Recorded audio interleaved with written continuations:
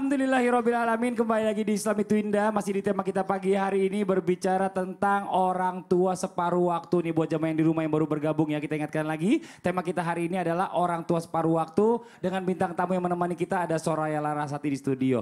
Nah sebelumnya nanti kita lanjutkan tausiah dari guru-guru kita bincang-bincang dulu sama bintang tamu nih. Mohon izin nih, Soraya boleh maju ke depan. Ya, Aduh boleh. Masya Allah nih ya, senang banget ya. Bicara namanya orang tua, anak ini harus diperhatikan namanya 100%. Wah, betul. apalagi anak zaman now ini banyak komplain sekarang ini ya. Nah Soraya sebagai ibu nih zaman sekarang juga, sering gak sih atau dengan kegiatan-kegiatan banyak yang di rumah yang masih sempet dikerjain sendiri? Mungkin kayak nyetrika baju gitu. Itu mah pasti, udah Pasti ya? kewajiban soalnya sebagai seorang ibu dan seorang istri itu kayak nyetrika pakaian atau nyiapin pakaian buat suami itu udah rutinitas gitu. Wah, Bentuk mantep kasih banget. sayang sama keluarga kan. Iya luar Gitu. biasa. Tapi ini enak banget nih ya. Baju kamu tuh wangi banget Soraya. Soalnya enak gak kayak baju aku nih agak-agak bau apek atau gimana gitu baunya beda sama kamu. Terus kamu pakai produk pelicin apa sih?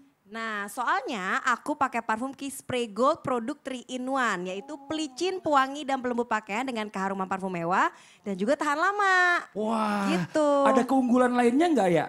Jadi produk ini mengandung bahan aktif antimikroba yang efektif membunuh kuman penyebab bau apek dan mencegah tumbuhnya jamur. Selain itu juga sudah memiliki sertifikasi halal dari MUI. Wah jadi aman banget ya digunakan untuk pakaian kita jika kita mau beribadah nih. Terus wanginya tahan lama nggak sih? Nah aman banget pokoknya untuk ibadah, bisa pokoknya. Karena parfum Kiss Spray Gold ini disemprot langsung pada pakaian sesaat sebelum dipakai. Berbeda nih dengan pewangi celup biasa yang menguap saat dijemur dan terbuang saat diperas. Wah gitu. lengkap ya ternyata ya. Nah sekarang aku mau kasih tahu nih mungkin buat ibu-ibu di sini dan juga buat pemirsa di rumah.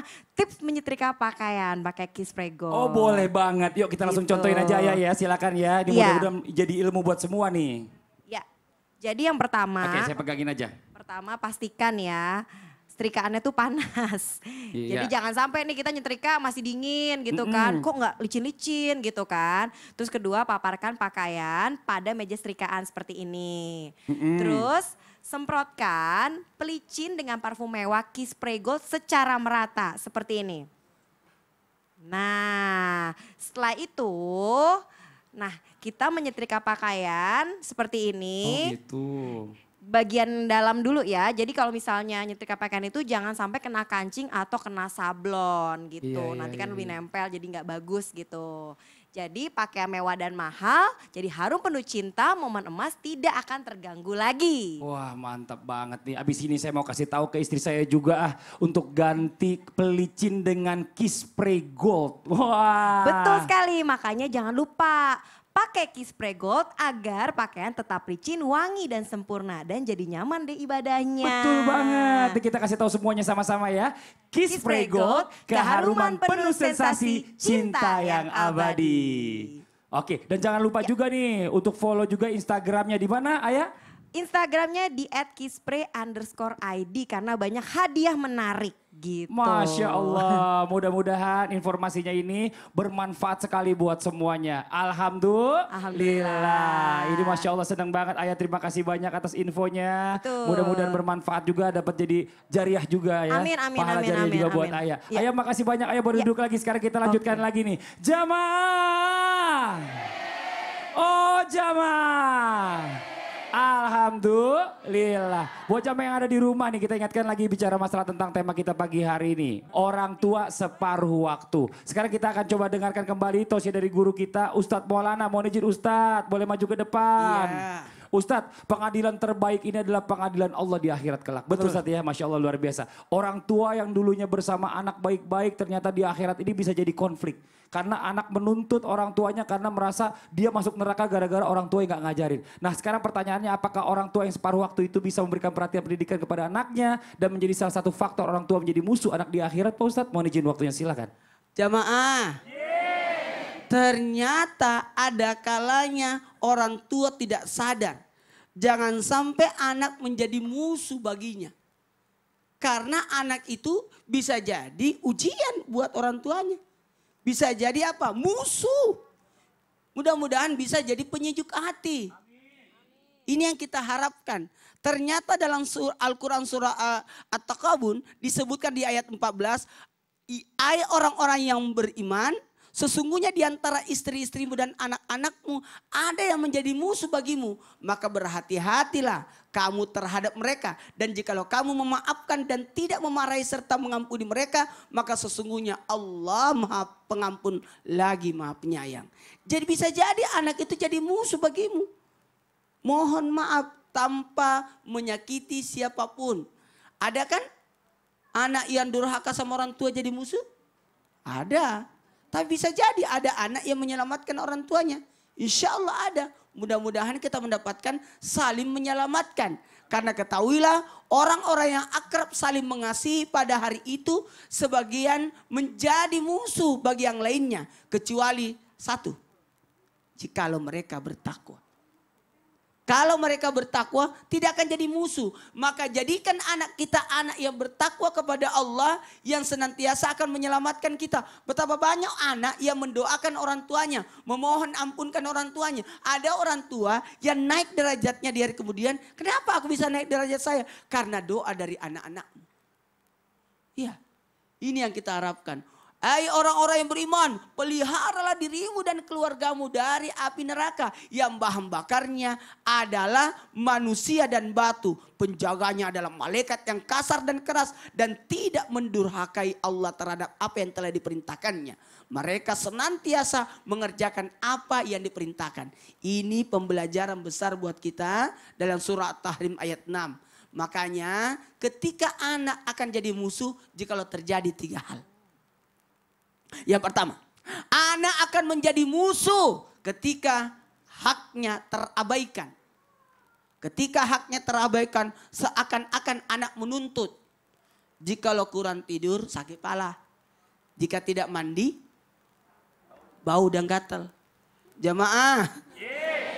Nih, mohon izin kepada semuanya. 3 yang menyebabkan anak jadi musuh. Yang pertama, ketika dia haknya terabaikan. Yang kedua, ketika kezaliman dan kedurhakaan terjadi padanya. Bagaimana anakmu tidak nakal? Engkau tidak bimbing. Bagaimana anakmu tidak jadi musuh? Engkau tidak memberikan pendidikan agama. Ya Allah, diajarkan saja anak belum tentu jadi baik. Betul tidak? Kita baik saja sama anak, belum tentu anak itu berbakti sama kita. Apalagi kalau kita pelit. Jadi janganlah anak itu senantiasa merindukan orang tua. Betul. Jadi bicara masalah tentang anak ini bisa jadi Bisa sahabat, bisa jadi musuh juga di akhirat Banyak nanti. orang tua, saya selalu ingatkan nih, orang tua naik haji gara-gara anaknya ke Senayan. Amin, Betul tidak? Masya Allah. Betul. Ada betul. orang tua tidak pernah naik mobil gara-gara anaknya. Betul. Karena anaknya supir angkot. Iya Masya Allah iya. Paling nggak naik gratis lah ya. Ini Masya Allah Ustadz terima kasih banyak atas penjelasannya. Jazakallah khair. Mudah-mudahan bermanfaat buat semua. Alhamdulillah. Jamaah. Kita lanjut lagi nih. Tapi sebelumnya kita kasih kesempatan dulu sama bintang tamu kita buat tanya-tanya sama guru-guru kita nih. Ayah ada yang mau ditanyakan silakan. Pengen nanya ini sih Pak Ustadz sama Ustazah. Gimana sih caranya supaya kasih pengertian sama anak nih mengenai kesibukan kita. Karena kan mereka masih kecil, nggak tahu kalau kita sibuk juga sebenarnya untuk mereka gitu. Betul. Kan. Nyari nafkah gitu kan, bantu-bantu juga keluarga. Gimana cara kasih pengertian, terus bahasanya untuk ngomong ke anak tuh gimana gitu. Kadang-kadang kan orang tua suka straight to the point tapi anak tuh kan gak bisa kadang sama nerima anak gue kecil juga gitu ya. Jadi suka nanyain, udahlah papa gak usah syuting lah, main sama aku aja. Gimana ceritanya? Iya. Ntar buat beli susu gimana gitu ya. Gimana? Ini Masya Allah. Dijawab dulu tolong Ustazah Lulu silakan.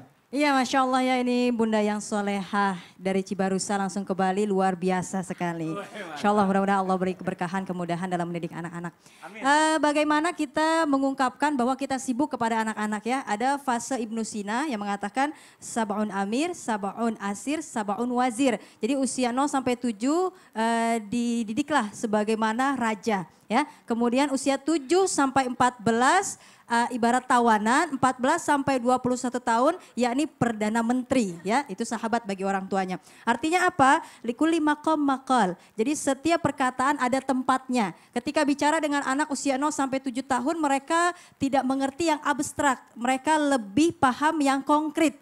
Ya, nggak bisa dikatakan sayang Allah itu ada bersama kita di mana, Mak? Dia harus tahu di mana gitu kan, harus konkret. Sayang kisah Rasulullah harus konkret bagaimana ya. Nah, begitupun juga ketika orang tua memberi paham tentang mama sibuk, maka jelaskan dengan cara yang konkret. Ini kan buat beli kebutuhan kamu sayang. Kemudian juga nanti kita kan weekend kita bareng-bareng gitu kan. Mama juga nanti pulangnya nggak terlalu larut malam, kita masih bisa main. Harus konkret terhadap anak-anak, bahasa mereka bahasa yang jelas. Jadi ya. dengan bahasa yang bisa dimengerti oleh mereka. Betul, betul, Jangan ya. pakai bahasa, ya anak maaf nih ya, mama tuh harus pergi ke sana itu karena nanti papa akan survei. Survei apa mah? Makin gak ngerti anaknya. Jadi Nggak agak ngerti. lama. Dari Ustadz Maulana ada yang Ya. mau ditambahkan, silakan. Ada 3 caranya untuk memberitahukan anak itu bagaimana kita sibuknya dan bagaimana. Yang pertama komunikasi. Tuh 2, 3.